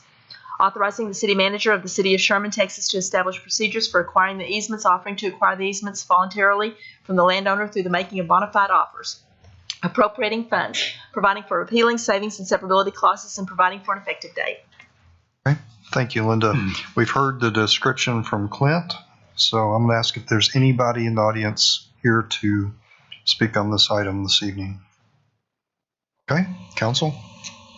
If there's no further questions, I move that the City Council of the City of Sherman authorize the use of the power of eminent domain to acquire 2 tracts of land comprising 0.8388 acres and 0.9256 acres as described in Exhibit A to the resolution for permanent water easement and temporary construction. Second. Okay, got a motion second. All in favor? Aye. Any opposed? Motion carries. Thank you, council. All right, Linda, if you'll read E6 for us, please. Resolution 7160, a resolution of the City Council of the City of Sherman determining a public necessity to acquire by eminent domain certain property of interest for public use, including permanent water easement and temporary construction easement for the construction, expansion, access, repair, and maintenance of public water and other utility improvements, consisting of 2 tracts of land comprising of plus or minus 2.711 acres permanent water easement and a plus or minus 3.127 acres for a temporary construction easement owned by Munson Realty Company, recorded in volume 925, page 261 of the Deed of Records of Grayson County, Texas, within the Joseph Deaver Survey, abstract number 359, City of Sherman, Grayson County, Texas, as deemed necessary by the city manager or his designee, giving notice of an official determination to acquire the permanent water easement and temporary construction easement for public use by eminent domain for such uses. authorizing the city manager of the city of Sherman, Texas to establish procedures for acquiring the easements, offering to acquire the easements voluntarily from the landowner through the making of bona fide offers, appropriating funds, providing for repealing savings and severability clauses, and providing for an effective date. Okay, thank you, Linda. We've heard the description from Clint. Is there anyone here to comment on this item? Okay, if not, council, questions, discussion? No. David, do you have the language for the motion in your packet? No. No? Okay. My iPad died. I've got it. Okay, you got it. My turn. I move that the City Council of the City of Sherman authorize the use of the power of eminent domain to acquire 2 tracts of land comprising of plus or minus 2.711 acres and plus or minus 3.127 acres as described in Exhibit A to the resolution for a permanent water easement and temporary construction easement. Okay, we have a motion. Do we have a second? Okay, all in favor? Aye. Any opposed? Motion carries. Thank you. Linda, if you'll read E7 for us, please. Resolution 7161, a resolution of the City Council of the City of Sherman determining a public necessity to acquire by eminent domain certain property interests for public use, including permanent water easement and temporary construction easement for the construction, expansion, access, repair, and maintenance of public water and other utility improvements, consisting of 2 tracts of land comprising of plus or minus 3.406 acres permanent water easement and a plus or minus 3.650 acres for a temporary construction easement owned by Alakai Land and Cattle Company Limited, recorded under document number 202000212448 of the official public records of Grayson County, Texas, within the Henry Brown Survey, abstract number 86, and Lionel G. Burns Survey, abstract number 87. City of Sherman, Grayson County, Texas, as deemed necessary by the city manager or his designee, giving notice of an official determination to acquire the permanent water easement and temporary construction easement for public use by eminent domain for such uses. Authorizing the city manager of the City of Sherman, Texas to establish procedures for acquiring the easements, offering to acquire the easements voluntarily from the landowner through the making of bona fide offers, appropriating funds, providing for repealing savings and severability clauses, and providing for an effective date. Okay, thank you, Linda. We heard the description from Clint. Is there anyone here to comment on this item? Okay, if not, council. I move that the City Council of the City of Sherman authorize the use of the power of eminent domain to acquire 2 tracts of land comprising of plus or minus 3.406 acres and plus or minus 3.650 acres as described in Exhibit A to the resolution for a permanent water easement and temporary construction easement. Second. Okay, we've got a motion second. All in favor? Aye. Any opposed? Motion carries. Thank you, council. All right, Linda, if you read E8 for us, please. Resolution 7162, a resolution of the City Council of the City of Sherman authorizing execution of a professional services agreement with Kimley Horn and Associates Incorporated for the design of the Shepherd Drive, North Texas Municipal Water District waterline crossing. Okay, thank you, Linda. Wayne, good evening. Evening, Mayor, Council. So this is a professional services agreement with Kimley Horn to come up with engineering design plans to replace about 150 feet of North Texas Municipal Water District 72-inch line. During the design of Shepherd Drive, there was some concerns expressed by North Texas and concurred with the city that this line is quite an old line, and since I've been here, there's been a couple of leaks in the line and a rupture on the line, not in this location but others. So that's something we wouldn't want to see happen under our brand new Shepherd Drive. So we discussed with North Texas and our engineers and contractors what the best, most economical process to deal with this, either protect the line or replace it. Ultimately, it's concluded replacing 150 feet of this line would be maybe the most economical method. There is a pipe manufacturer that is manufacturing 72-inch pipe for another project that same pipe will work out here. So we're just going to have them manufacture another 150 feet of pipe for our project, and Kimley Horn will be designing for this replacement. We'll come back to council with an award of the actual construction. Questions or discussion, council, on this item? So I know they have plans, North Texas Municipal, to replace that entire line at some point in the future. Is that right? No? No, they plan on paralleling it someday with an 84. I'll make a motion to approve 7162. Second. Okay, motion is second. All in favor? Aye. Any opposed? Motion carries. Thank you. Thank you, Wayne. Linda, if you'll read E9 for us, please. Resolution 7163, a resolution of the City Council of the City of Sherman approving the Greater Texoma Utility Authority's intention to contract with Hewitt Water Facilities South Company for the wastewater treatment plant south membrane construction manager at risk. Okay, thank you. Tom, good evening. Good evening, Mayor. Good evening, Council. So based on a request for proposal, CMAR delivery method for new wastewater treatment plant south MBR, which is short for membrane biological reactor. We have received one proposal that is good. Services to be provided by Kiewit at this time are $1,950,000 for working with our design consultants, Plummer and Associates, and also $915,000 for pre-procurement materials. This amount totals to be $2,865,000 that we recommend award contingent with GTUA award. Ultimately, the estimated total construction for the wastewater treatment plant was $155 million, and that was a part of the 2023A bond that was already approved. So this will come out of that bucket. Answer any questions you may have. Move to approve. Second. Okay, motion is second. All in favor? Aye. Any opposed? Motion carries. Thank you, Tom. Thank you, guys. All right, Linda, if you read E10 for us, please. Resolution 7164, a resolution of the City Council of the City of Sherman authorizing the purchase of equipment for the 36-inch rapid mix rehab for the water treatment plant. Thank you. Not throwing that to Jim? Nobody got up. I can speak. Go for it, Jim. Yeah. Okay. Right. Somebody went. You're here. He told me he was going first, so that's why. No worries. No worries. Well, thank you, guys. This project is part of our ongoing rehab work out at the water plant, and it is the very first part of the water treatment for our conventional treatment starts at this process right here. And over the 30-year period, we have had a tremendous amount of erosion inside the pipes where you can't see it from the surface until it's too late, and then you can sit there and just poke holes in the metal. So it's unrepairable and needs to be replaced. The 5 sections of pipe highlighted in green, 3 of those have to be machined for chemical injection, and so it has to be pretty precise. The valve highlighted in blue has to match the bolt pattern.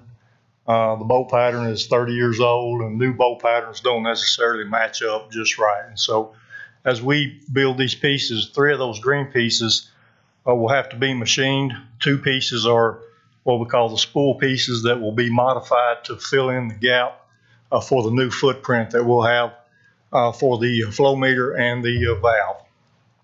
So we're requesting that you authorize GTUA to add that to our ongoing rehab project that we have now.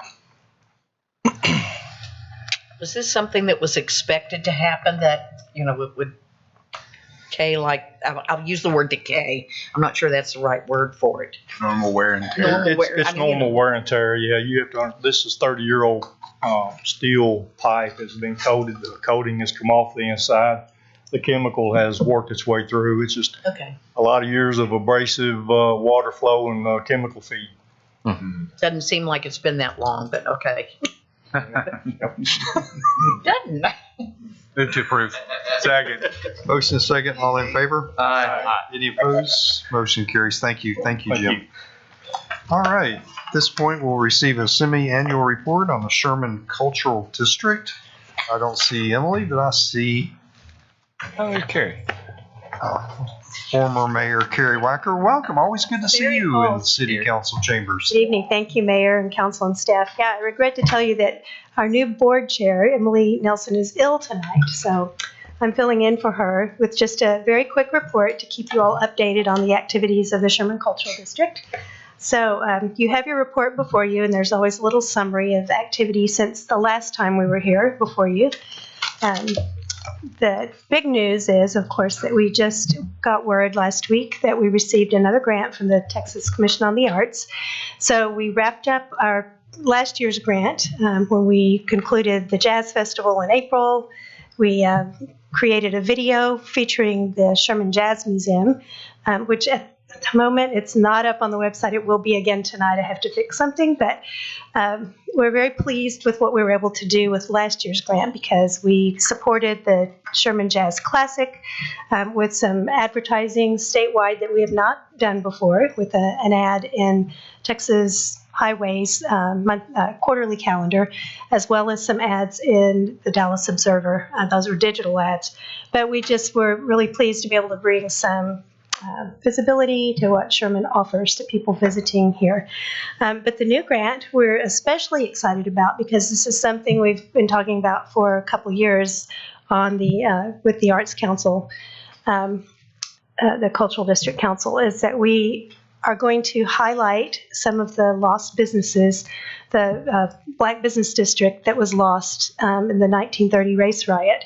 There were some amazing, thriving businesses there. And as well, we know that over the decades, a number of African-American artists, musicians came through Sherman and really had a great cultural scene in the 60s and early 70s.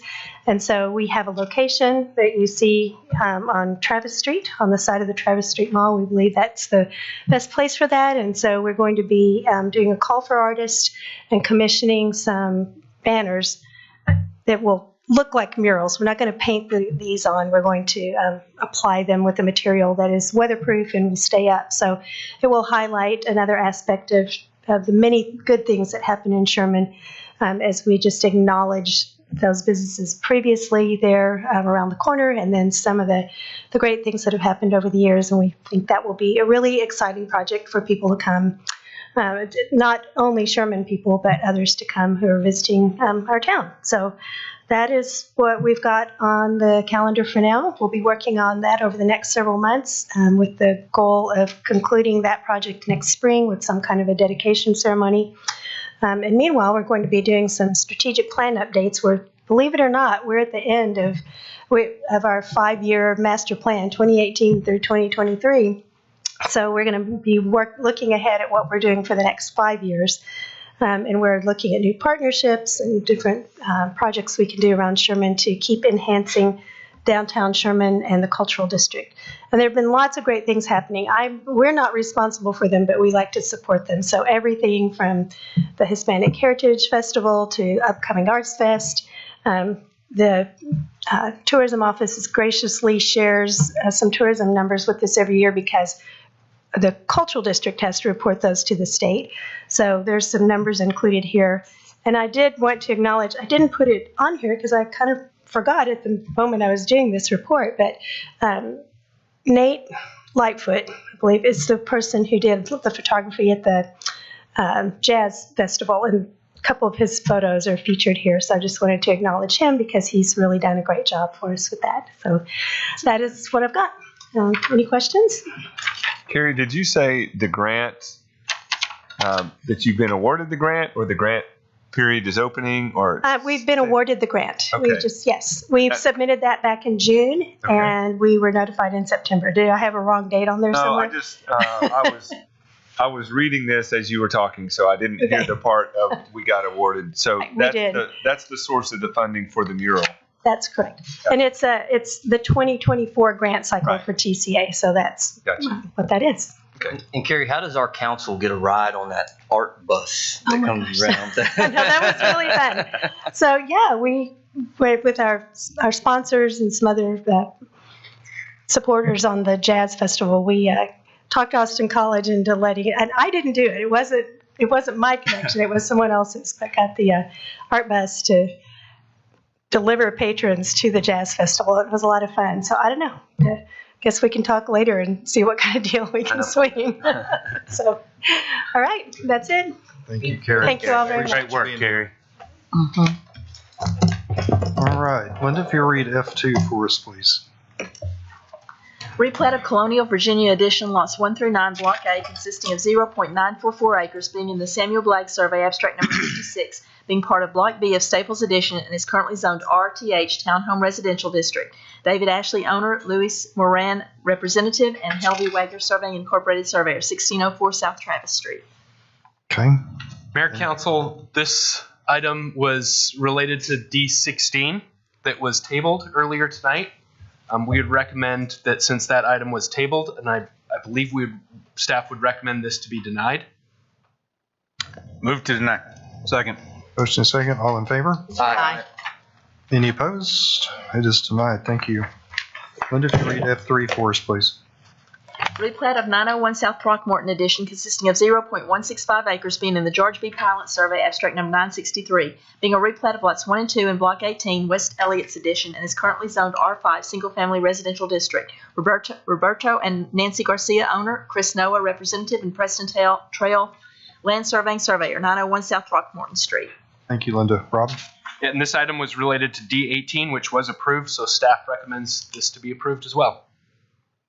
Motion to approve. Second. Okay, motion second. All in favor? Aye. Any opposed? It is approved. Thank you, Council. All right, Linda, if you read F4 for us, please. Final plat of 607 East King Edition, consisting of 0.626 acres, being in the George B. Pilot Survey, abstract number 963, being a replat of lots 2, 3, and 4 in Block 1 of West Elliott's Edition, and currently zoned R6 Single Family Residential District. Royal Legacy Homes, LLC owner, and Preston Trail Land Surveying Surveyor, 607 East King Street. Okay, thank you, Linda. Rob? This item was related to item D15, which was approved earlier tonight. Staff recommends to approve. Okay. Make a motion to approve. Second. Motion second. All in favor? Aye. Any opposed? Motion carries. Thank you, Council. All right, we are to council comments. Sean, I'm going to start with you tonight. No comment. Okay. None for me. I just want to thank all the staff that participated in Arts Fest, putting it together. I have heard nothing but glowing reports. I think we had more people there than usual. I mean, we were blessed with beautiful temperatures, and that's a lot of it. So we appreciate all the efforts that people, put into Arts Fest. I want to thank the cultural district for the work that they're doing and putting the murals up and targeting the black-owned districts that existed during that time. I think that's really great work. And it doesn't seem like it's been 5 years already, but it went by really fast. Lots of work. Thank you, guys. I'd like to recognize the air conditioning unit for its hard work. The long meeting was rough, so. I just want to thank you guys for participating on the Hispanic Heritage Council Festival. You guys look great. Though y'all were Latinos for about 30 minutes. Sorry, you got me in that. Huh? Thank you, Henry. So no, you guys are on YouTube right now. Mm-hmm. So go see Darren on YouTube. With the little hat on. All right. So no executive session tonight, so we'll take a Motion second. motion and second. All in favor?